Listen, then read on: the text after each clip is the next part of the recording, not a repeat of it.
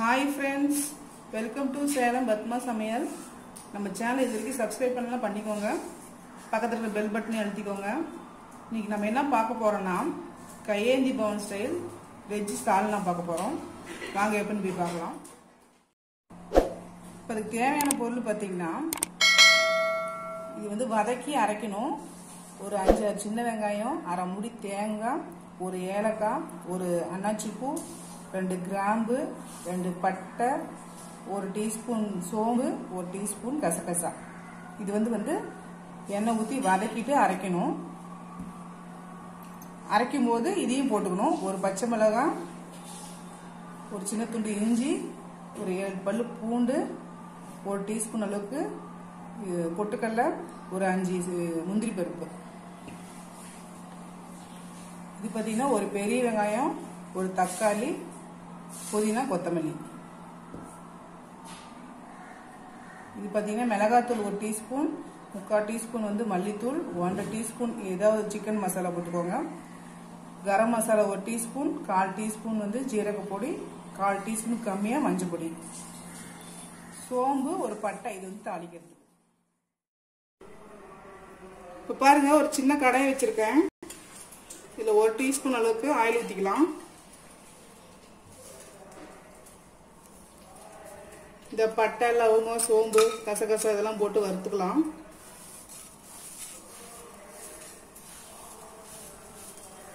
இந்த சின்ன வெங்காயமும் போட்டுக்கலாம். தேங்காய்,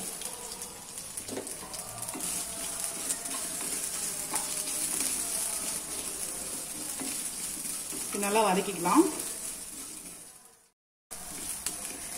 இப்போ பாருங்க, இது நல்லா வதக்கியாச்சு. இதை ஆற வச்சு அரைக்கணும். இப்போ பாருங்க, அந்த வதக்கின வந்து வெங்காயம், தேங்காய் இதில் போட்டிருக்கேன். இதில் வந்து இந்த பச்சை மிளகாய், இஞ்சி, பூண்டு, இந்த பொட்டுக்கடலை, முந்திரி இதெல்லாம் போட்டு நல்லா நைஸாக அரைச்சிக்கணும். இப்போ பாருங்க, ஒரு கடாயை வச்சிருக்கேன். இதில் வந்து 4 டேபிள் ஸ்பூன் அளவுக்கு எண்ணெய் ஊற்றுறேன்.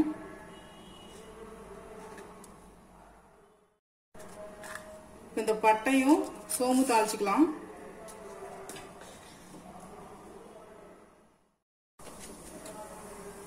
இப்போ வெங்காயம் போடுறேன்.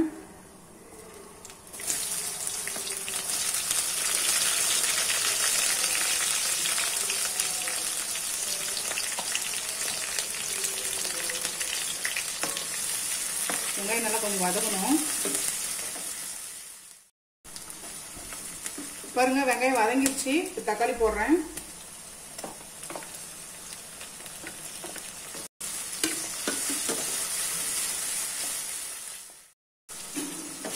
தக்காளி வதங்கிடுச்சு. இந்த புதினா, கொத்தமல்லி இதுலயே போட்டு வதக்கலாம்.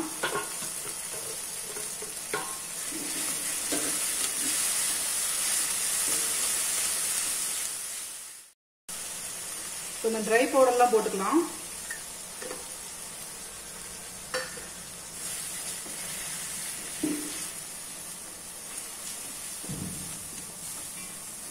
இது பச்சை வாசனை போகும் நல்லா. இந்த அரைச்ச தேங்காய் பேஸ்ட் அதில் ஊற்றிக்கலாம்.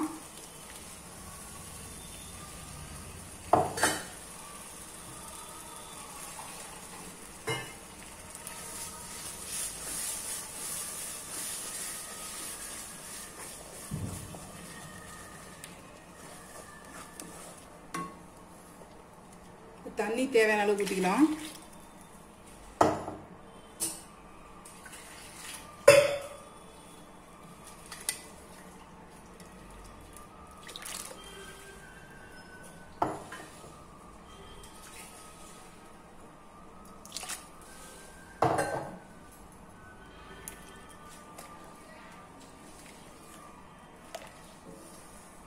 உப்பு போட்டுக்கிறேன்.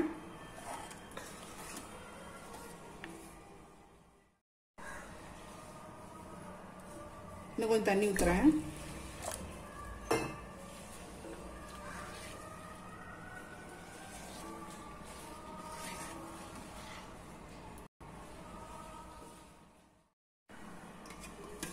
இப்போ மூடி நல்லா ஒரு 10 நிமிஷம் நல்லா கொதிக்க வச்சுக்கலாம். பாருங்க நம்ம சால்னா நல்லா கொதிச்சிருச்சு. இப்போ மல்லி இலை போட்டு இறக்கிடலாம். இப்போ பாருங்க நம்ம செஞ்ச வெஜ்ஜி சால்னா ரெடி ஆயிடுச்சுங்க. இது பார்த்தீங்கன்னா பரோட்டா, சப்பாத்தி, இட்லி, தோசை இதுக்கெல்லாம் சைடிஷாக வச்சுக்கலாம். இந்த வீடியோ உங்களுக்கு பிடிச்சிருந்தாக்கா மறக்காம லைக் பண்ணுங்க, ஷேர் பண்ணுங்க, கமெண்ட் பண்ணுங்க.